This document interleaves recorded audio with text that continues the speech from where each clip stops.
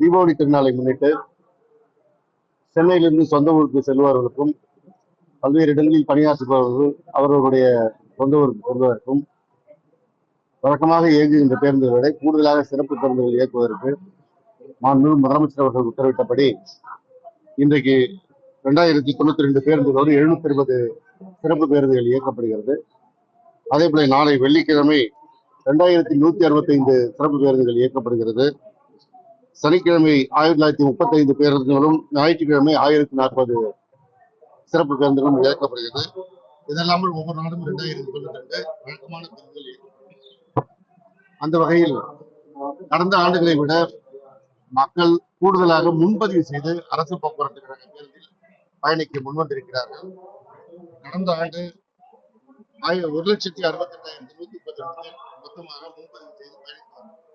ஆனால் இந்த ஆண்டு இன்று இதுவரை மட்டுமே 2,27,441 பேர் முன்பதிவு செய்திருக்கிறார்கள். இது இதுவரை இருக்கின்ற ஆண்டுகளில் அதிக முன்பதிவு நடைபெற்றிருக்கிறது. அதே போல இன்றைக்கு நாளை ஒரு நாள் மட்டும் 86,707 பேர் ஒரு நாளைக்கு முன்பதிவு செய்து பயணிக்கிறவர்கள் முன்பதிவு செய்திருக்கிறார்கள்.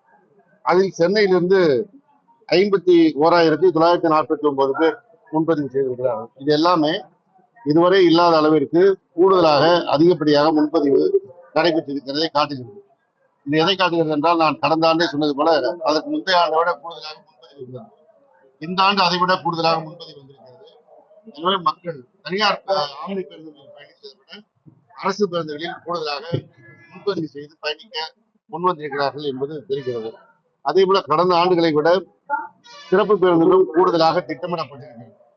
இந்த பேருந்துகள் இல்லாமல் இன்னும் தேவை என்றால் சென்னை மாநகர போக்குவரத்து பேருந்துகளும் இயக்கப்பட இருக்கிறது. அதே போல தனியார் ஒப்பந்த பேருந்துகளும் இயக்கப்பட இருக்கிறது.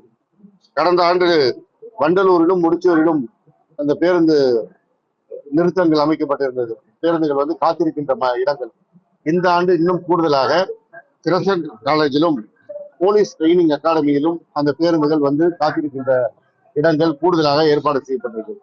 எனவே மிக சிறப்பான முறையில் பொதுமக்களுக்கு எந்த வகையிலும் இடைஞ்சல் இல்லாமல் பயணத்தை ஏற்பாடு செய்ய வேண்டும் என்று மாண்புமிகு முதலமைச்சர் அவர்கள் உத்தரவுப்படி இந்த நடவடிக்கைகள் மேற்கொள்ளப்பட்டிருக்கிறது. சென்னை கிளாம்பாக்கம் கலைஞர் நூற்றாண்டு பேருந்து முனையம் மாத்திரமல்லாமல் கோயம்பேடு டாக்டர் எம்ஜிஆர் பேருந்து முனையத்திலிருந்து பெங்களூர் செல்லுகின்ற பேருந்துகள், வேலூர் செல்லுகின்ற பேருந்துகள் இயக்கப்பட இருக்கின்றன. அதே போல ஈசிஆர் வழியாக செல்கின்ற பேருந்துகளும் கோயம்பேட்டிலிருந்து இயக்கப்படுகின்றன. ஆந்திரா வழி மார்க்கமாக செல்கின்ற பேருந்துகள் மாதாவரம் பேருந்து முனையத்திலிருந்து இயக்கப்படுகின்றன. கடந்த காலங்களில் 4-5 இடங்களில் சிறப்பு பேருந்து மையங்கள் செயல்பட்ட அந்த சூழல் இல்லாமல் இந்த ஆண்டு 3 இடங்களில் இந்த சிறப்பு பேருந்து முனையங்கள் செயல்படுகின்றன.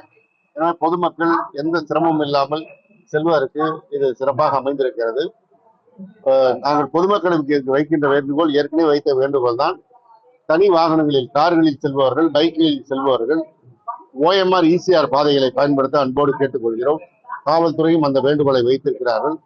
ஏனால் தாம்பரம் வழியாக கிளாம்பாக்கம் செங்கல்பட்டு வழியாக செல்கின்ற திருச்சி செல்கின்ற இந்த சாலையை பொதுவோர் போக்குவரத்துக்கு பயன்படுத்துவதற்கு, பேருந்துகள் பயன்படுத்துவதற்கு வழிவிட்டு மற்ற கார்கள் பைக்குகள் எல்லாம் ECR OMR வழியாக சென்று செங்கல்பட்டு ஏறினாலும் அல்லது திருக்கழுக்குன்றம் போன்ற வழியாக கருங்குழியில் சென்று ஏறினாலும் அவர்களுக்கும் போக்குவரத்து நெரிசல் இல்லாமல் செல்லலாம். பொது போக்குவரத்து பேருந்துகளும் எந்த இடையூறும் இல்லாமல் செல்லலாம். அதற்கு ஒத்துழைக்க வேண்டும் என்று கார்களில் பைக்குகளில் செல்கின்ற பொதுமக்களை வேண்டுகின்றோம். அதே போல ஏற்கனவே காவல்துறை கனரக வாகனங்களை இயக்க வேண்டாம் என்று உத்தரவிட்டிருக்கிறது.